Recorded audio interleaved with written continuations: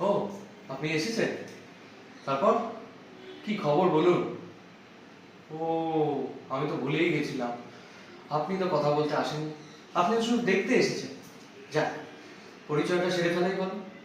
অবশ্য আহ, পরিচয়ের কথা মাথায় এলো, আমার কিন্তু নামটা নেই। যাক, নাম দিয়ে কি হবে মশাই? নাম কোনো একটা কালে ছিল, এখন আর প্রয়োজন পড়ে না বলে বাদ দিয়ে দিয়েছি। চেনাশোনা কেউ নেই, কাউকে চিঠিপত্র লিখি না, ব্যাংকের কাগজ সই করি না, কাগজে লেখা ছাপাই না, আর এই ঘর বাড়ি বারান্দা থেকে আমি নামি না। একটা চাকর আছে যদিও বা, সেটাও বোবা। বোবা না হলে নাম ধরে না বলতো বাবু, কাজে নামের প্রশ্নটাই আসে না। হ্যাঁ, অডিশন? এই তো বছরের পর বছর ধরে অডিশন দিয়ে যাচ্ছি দাদা। 4 বছর ধরে অডিশন দিয়ে 365টা অডিশন দেওয়ার পর একটা জুনিয়র আর্টিস্ট রোল আর একটা অ্যাডে চান্স পেয়েছি, যেটার মধ্যে থেকে আমার ডায়লগটা সাট করে কেটে দিয়েছে।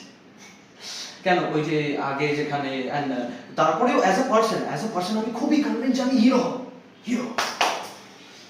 কেন, ওই যে আগে যেখানে থিয়েটার করতাম, ডিরেক্টর বাবু ছিলেন, ডিরেক্টর বাবু আমাকে বলতেন, না না শোন, তোর অপ্রোচ ভুল, তুই অভিনেতা না, তুই হিরো।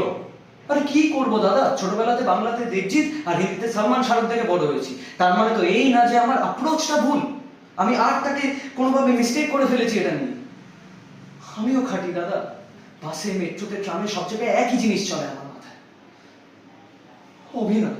আর আর আর তাছাড়া দাদা, আপনি তো আমার সিচুয়েশনটা জানেন, বলুন।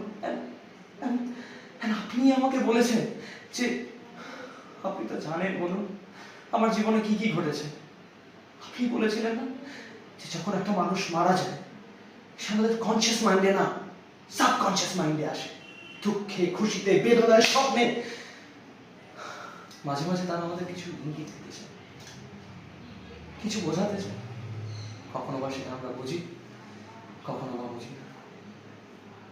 আসলে আসলে ভালোবাসা এমনই একটা জিনিস, সে একবার করলে আর ভোলা যায় না।